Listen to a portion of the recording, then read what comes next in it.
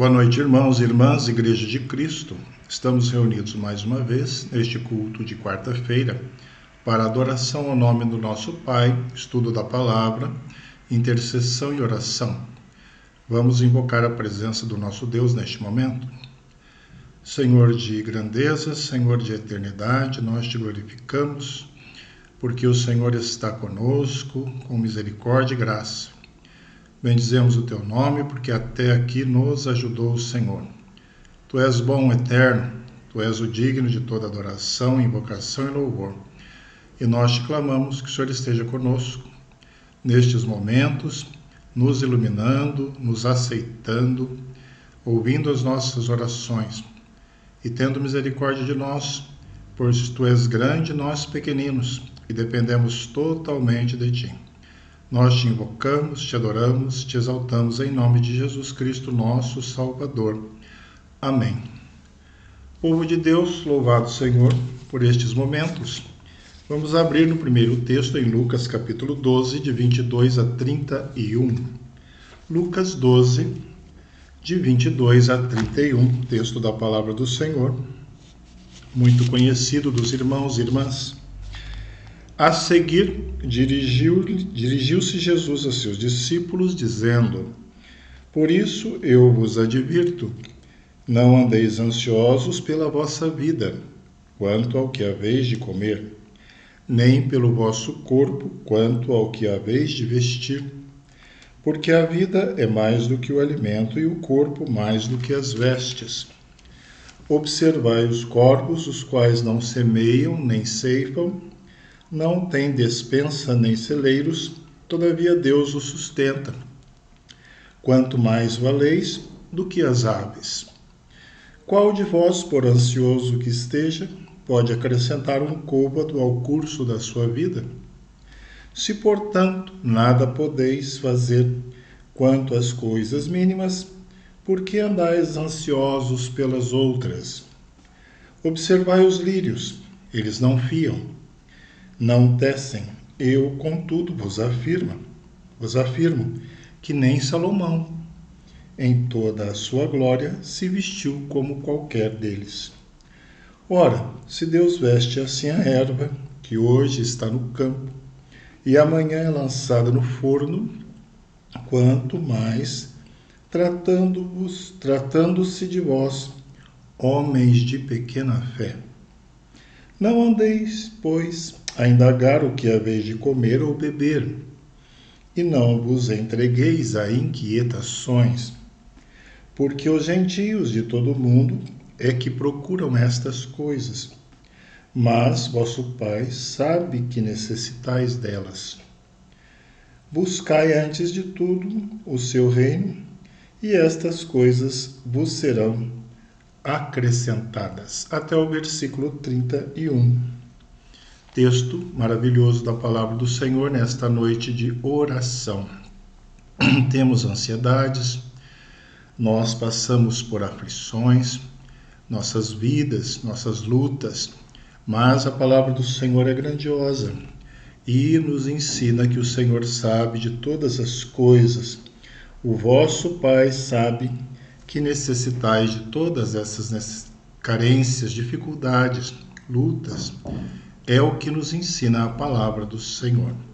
O Senhor é grandioso, nós temos sim nossas lutas e vamos entregá-las no altar do Senhor neste momento, em oração silenciosa, também adorando ao nosso Pai, por tudo que Ele tem feito por nós. Ele conhece, como vimos no texto, Ele sabe de todas as coisas, os detalhes, e o Senhor tem nos abençoado. Clamemos pelos nossos pecados para que Deus nos perdoe. Oremos pelos enfermos, pelos aflitos, pelos nossos lares. Silenciosamente, oremos.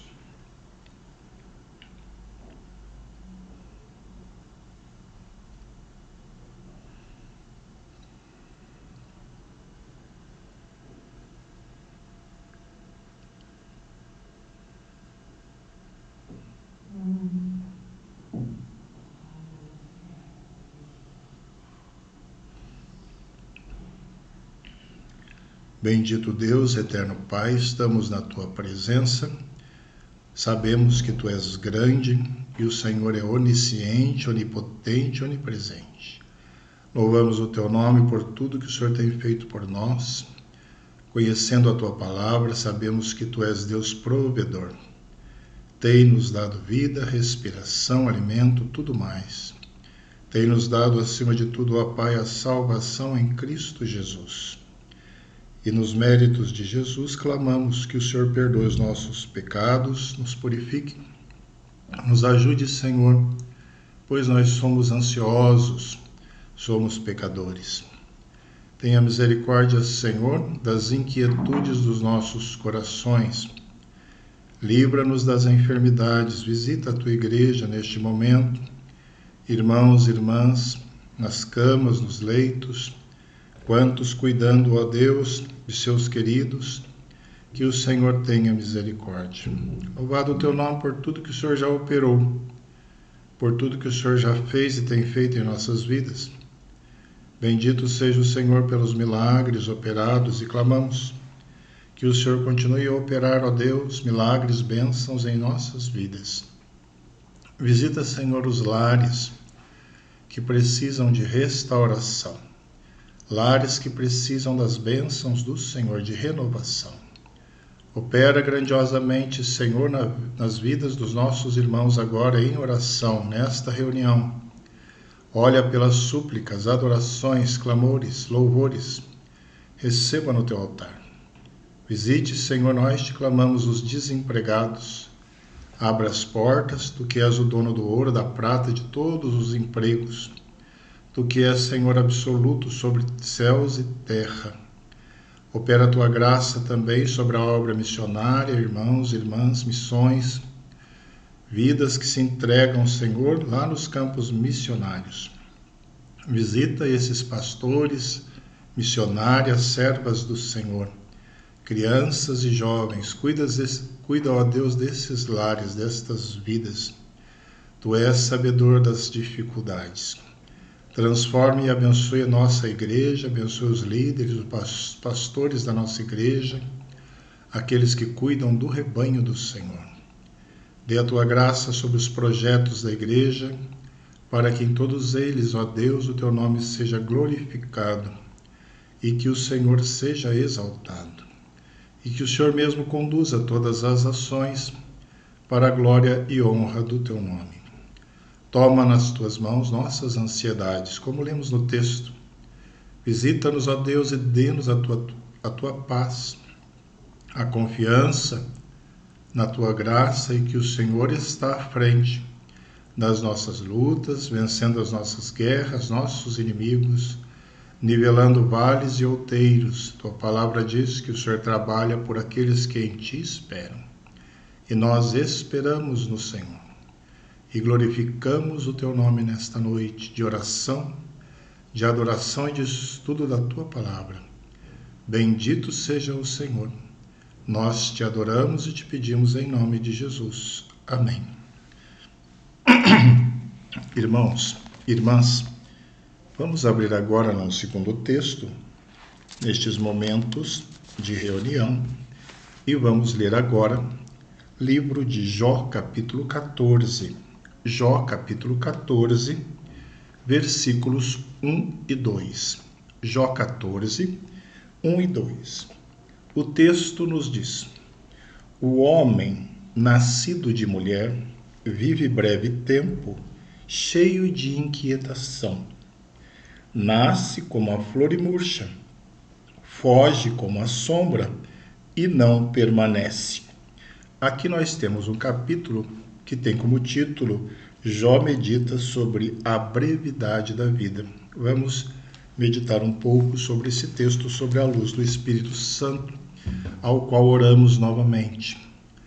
Deus eterno, Deus que ilumina nossas mentes.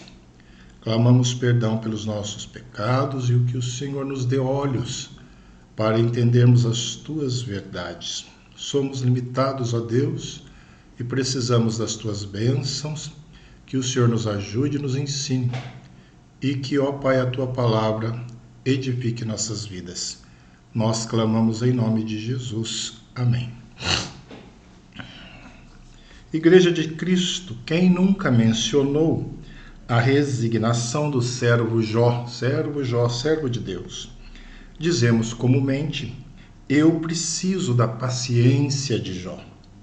Tiago afirma: tendes ouvido da paciência de Jó.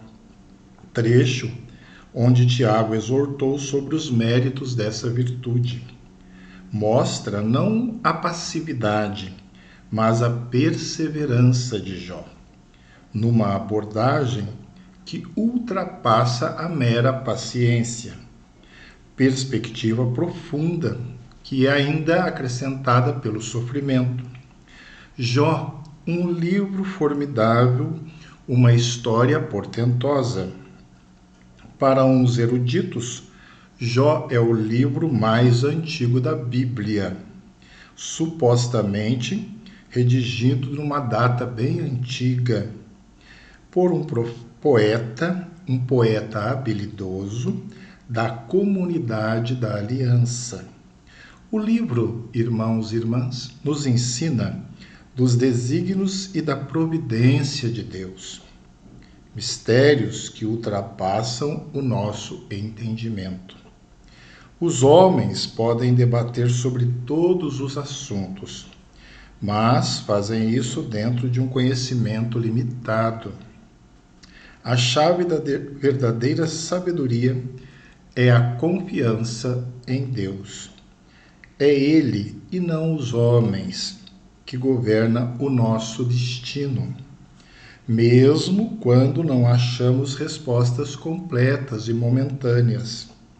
Foi esse o aprendizado de Jó, através do sofrimento, em lançar a sua sorte unicamente nas mãos de Deus. Esse homem de Deus vivenciou uma situação aflitiva. Chegou até a pensar que Deus se tornou seu inimigo. Assim, perdeu uma confiança inicial e caiu em desespero.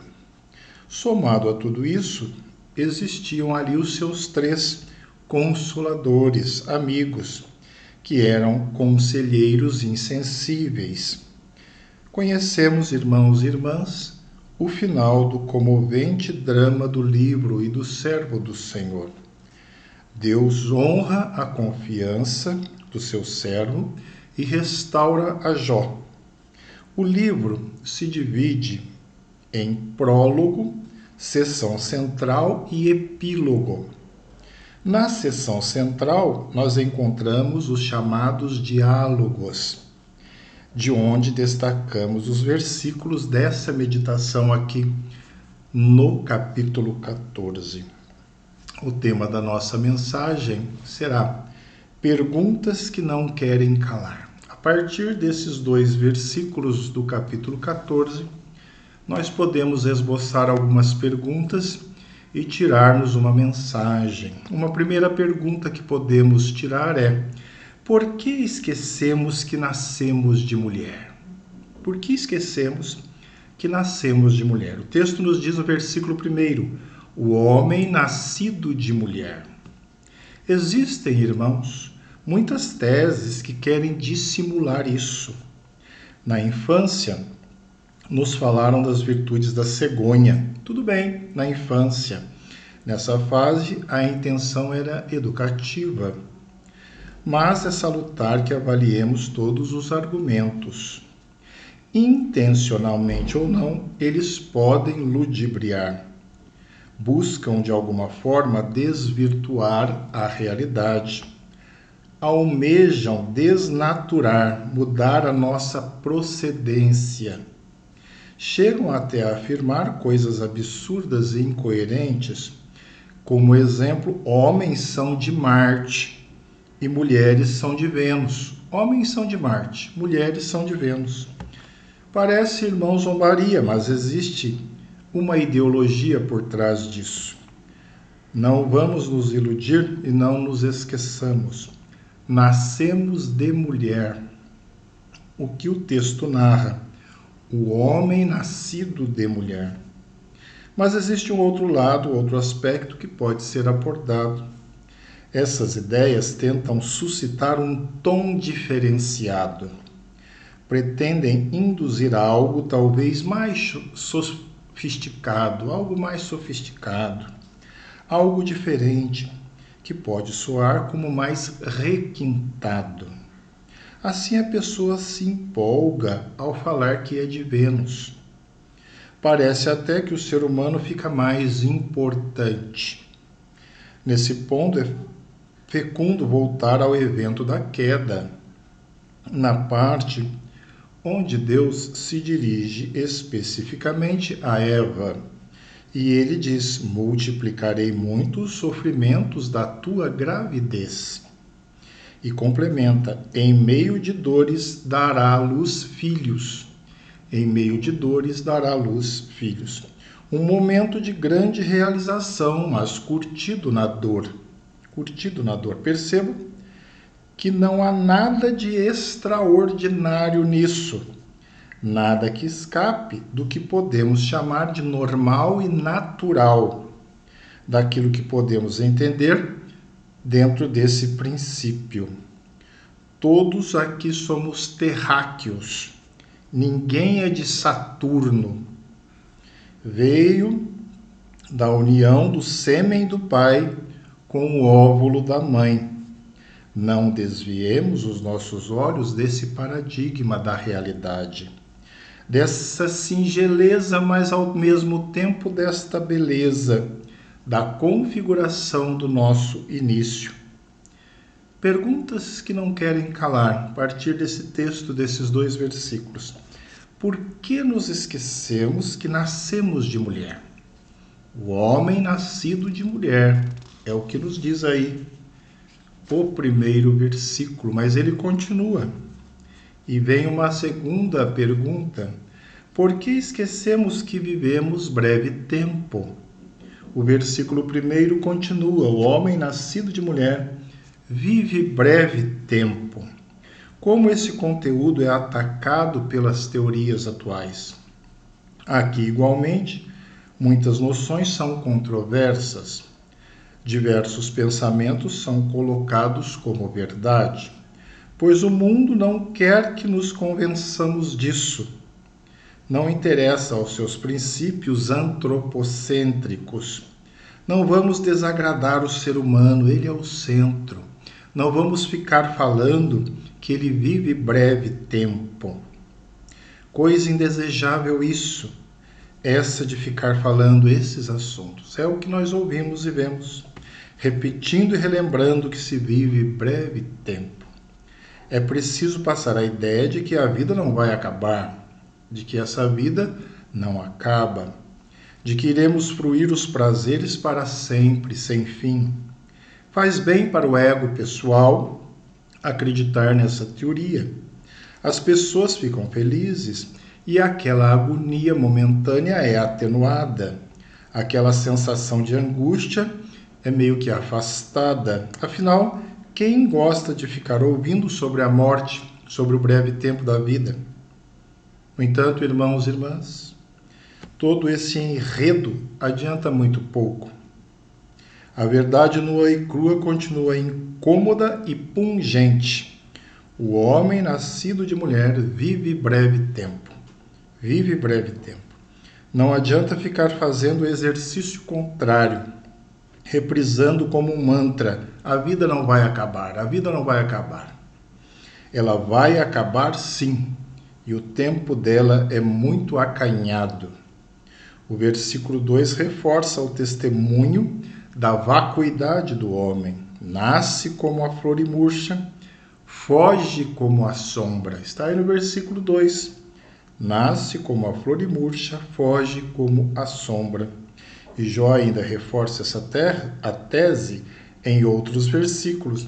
Se olhar o versículo 25 do capítulo 9, ele vai dizer: os meus dias foram mais velozes do que um corredor. E ele vai dizer ainda no capítulo 7, versículo 6, são mais velozes do que lançadeira de tecelão. As situações variadas da vida nos trazem ensinos.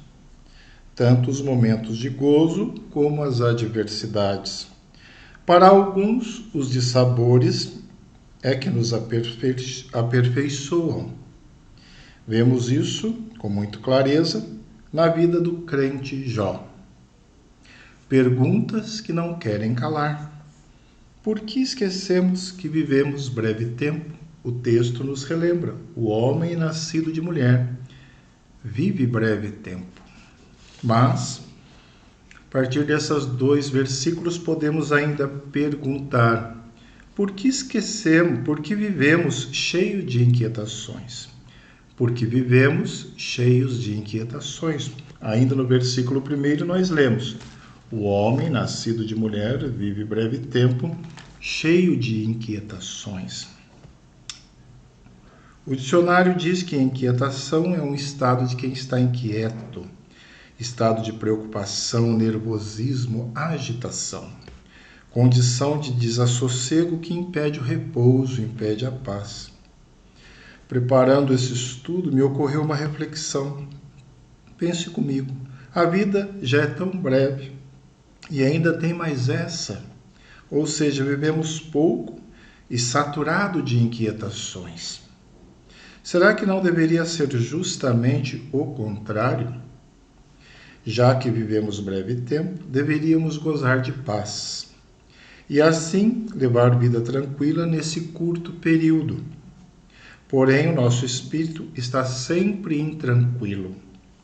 Jesus percebeu esse estado da vida dos seus discípulos, dos seus servos, e os orientou sobre a ansiosa solicitude pela vida. Os irmãos leram o primeiro texto, no qual vemos isso, uma bela e reconfortante passagem dos evangelhos. Certa altura, Jesus pergunta: por que andais ansiosos? Por que andais ansiosos? A questão da ideia de uma preocupação constante. Andar ansioso não se refere apenas a um momento, mas é um estilo de vida, forjado no desassossego. O registro de Lucas nos oferece um elo magnífico. Ele nos diz: e não vos entregueis a inquietações. Olha isso.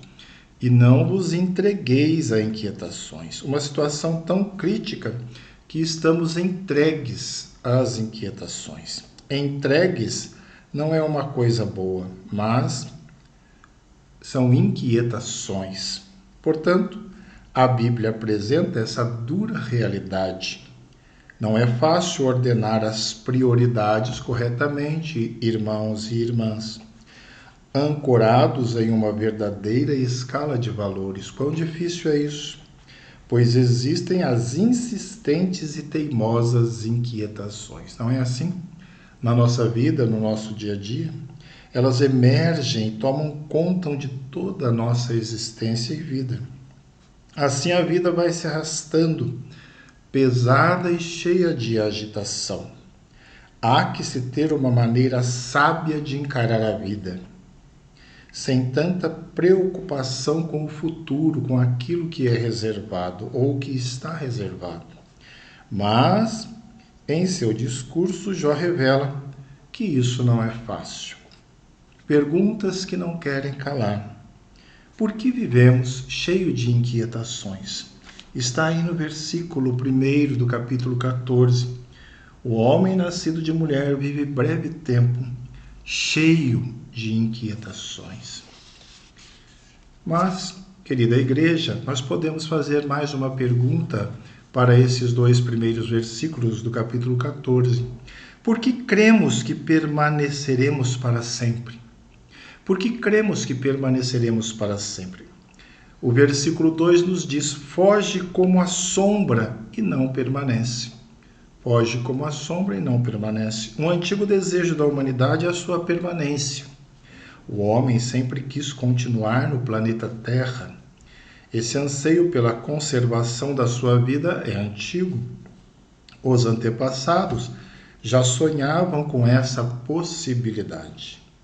Desde os mais simples até os líderes mais poderosos, todos almejam perpetuar-se na dimensão humana.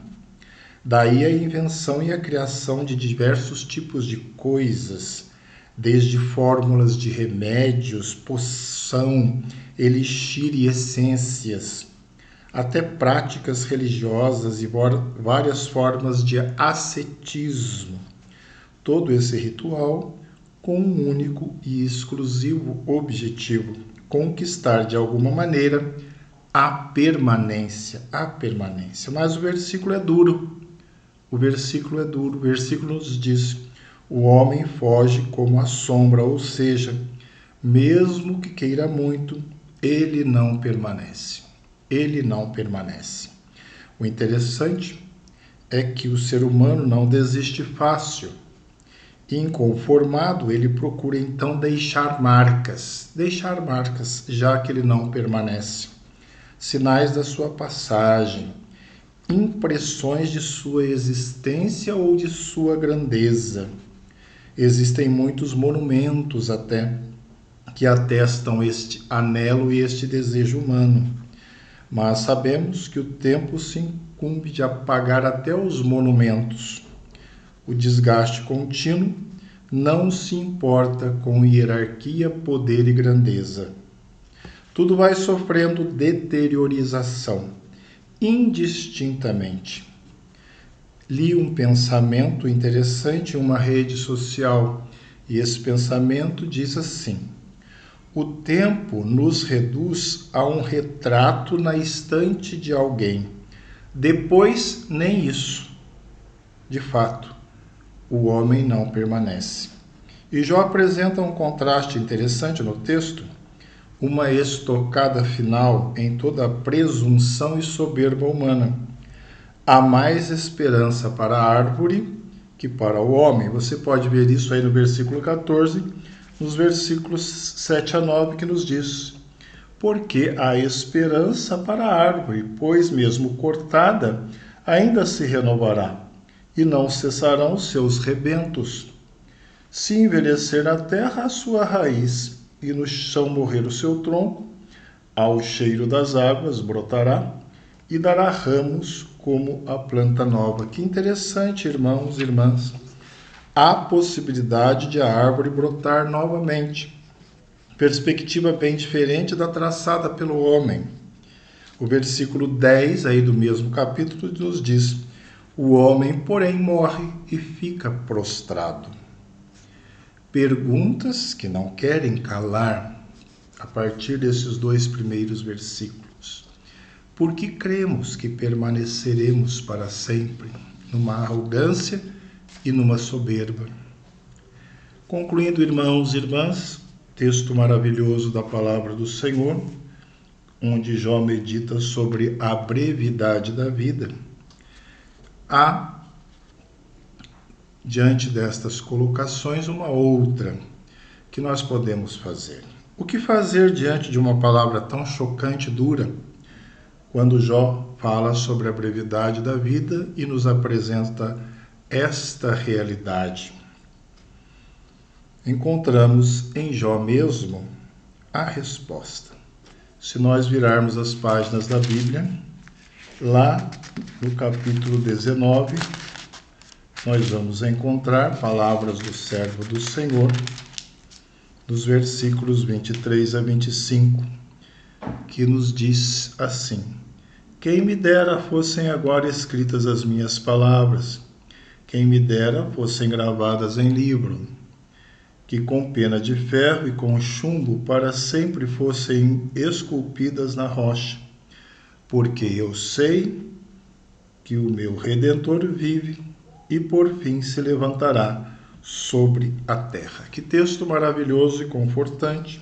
Jó sabia que tinha uma mensagem importante e ele queria que essa mensagem fosse deixada para a posteridade, e ela ficou para a posteridade. Uma resposta às dúvidas, uma resposta aos questionamentos feitos por ele mesmo, por nós, a todas as angústias que cercam a vida humana. As perguntas que não querem calar. Mas, irmãos, a tese é forte e a tese é confortante. porque eu sei que o meu Redentor vive, é o que nos diz o texto, e por fim se levantará sobre a terra. Aqui no texto nós podemos ver que a palavra hebraica traduzida por Redentor significa vingador, fiador, justificador, resgatador, vindicador, defensor, protetor e libertador. Que o Senhor nos abençoe, que o Senhor nos ilumine e que diante da palavra do Senhor possamos ter o conforto do Espírito Santo. Amém.